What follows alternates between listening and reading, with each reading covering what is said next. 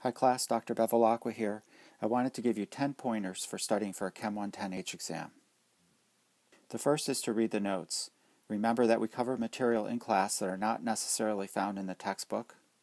The second is to go over the homeworks, including both Part A, which is from the textbook, as well as the special problems from Part B. In general, there will be 3 homeworks before each exam, and the answers will be posted on the website.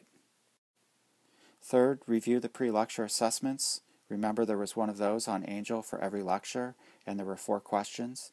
These are excellent review for the exam.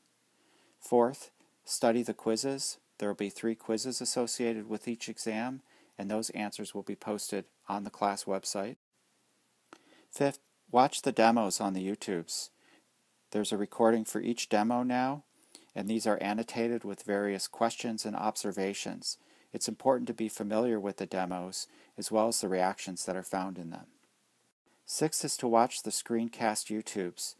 These are various videos such as the one you're watching right now in which there's annotation and explanation. You can find these for many of the lectures as well as for some of the homeworks and quizzes.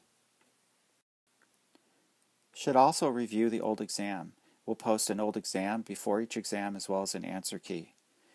Also take advantage of the office hours. There's 4 of these a week, plus we can make special office hours upon request. There's review sessions from the LAs each Sunday evening at 6 p.m. We're also circulating a piece of paper in which you can put down requests for various topics to be reviewed.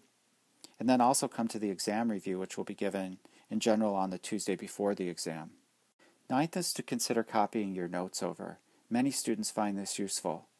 The best way to do this is after each lecture, but it can also be done the week before the exam. And lastly, read. Be sure to read the text, as well as the various supplements that are posted on the website, and the lecture PowerPoints that are posted on the website. It's our goal to see everyone succeed in this class.